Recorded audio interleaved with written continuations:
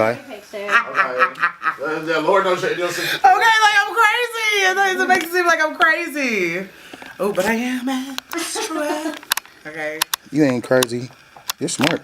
But you should start doing those. You say who I am You and should all start. that. Okay. You should start doing Thank that. you. You should start doing the those media analysis. Those are good, man. That's a good learning.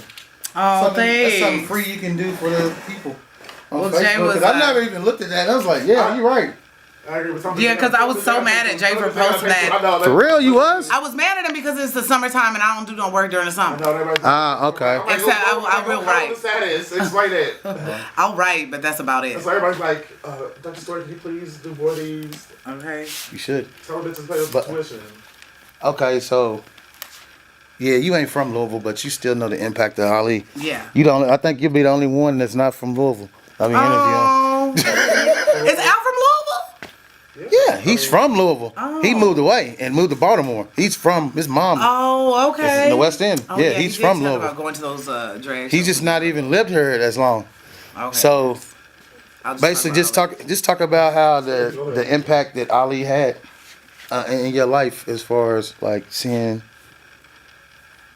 Let's see, what I asked Dr. Hurd. I asked him about the impact of Ali in your, when you was growing up, but you're not from that era, but just the impact of Ali. Yeah. And then talk about how they pacified him later in his life.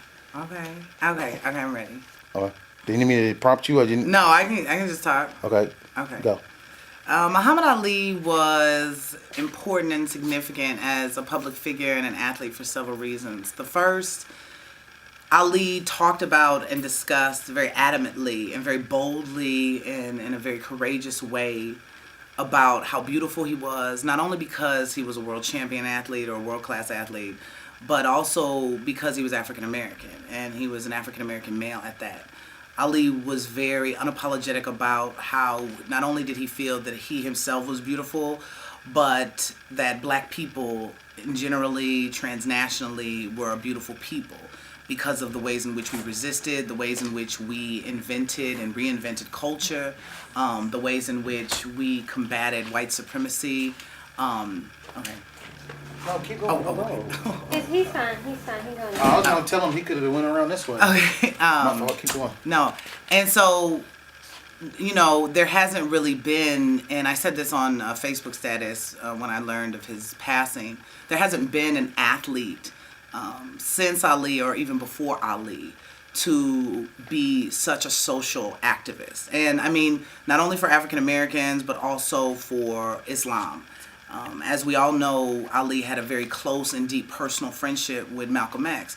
And when he's friends with Malcolm X, when he changes his name from Cassius Clay to Muhammad Ali, I mean, this is not only extremely controversial, but I mean, folks were looking at Ali like he was un-American, that he was unpatriotic, that him talking about justice and injustice, especially when it came to the lives of black people, that somehow was antithetical to what America was supposedly standing for, which, as we know now, is not the case. He was not only despised by so many, but hated, reprimanded, especially when he refused to go to the Vietnam War. And he has that famous quote, you know, ain't no Viet Cong ever called me, you know, no nigga.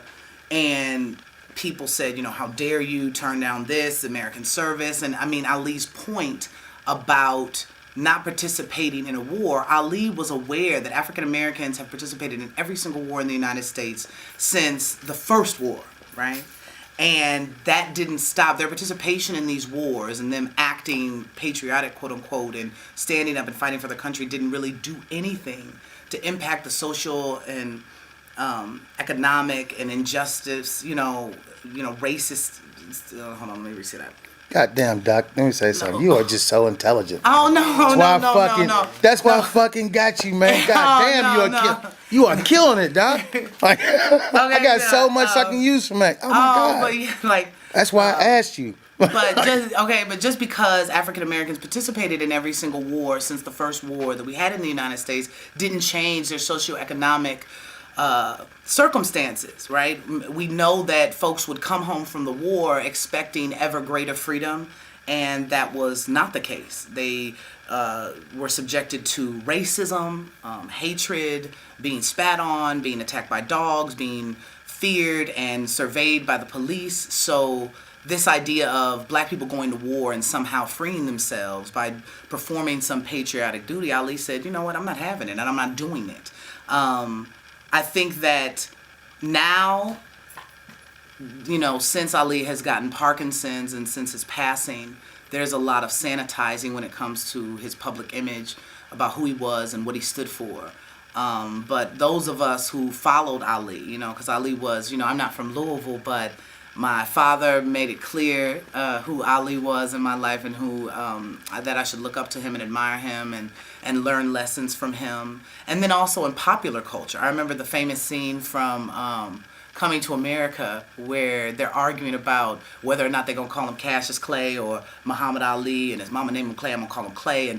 And this whole discussion, and even though it's comedic and even though Murphy posits this discussion as a very light and funny thing, this was a real big controversy for many African Americans. Many African Americans despised Ali being a Muslim, just like many African Americans feared Malcolm X and his association with the nation.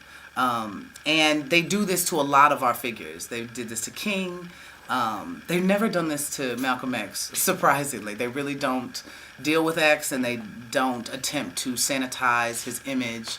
But they also don't talk about, you know, Malcolm's nuances toward the end of his life and when he went to Mecca and prayed with Muslims of, you know, every race, and how he changed his name to El Hajj Malik Shabazz, and how he became much more nuanced in his analysis and perspective. I mean, it's the same thing that they do to King. They see King as this kind of passive civil rights leader, when in actuality he believed in socialist democracy, and he was working on the Poor People's Campaign and this idea of economic poverty as one of the major dividers in this country, both for white and black folk. But they try to, you know, only pay attention to his I Have the Dream. And so when it comes to Ali, most people want to just see him as an athlete. And then some want to see him as this great humanitarian, right, toward the end of his life.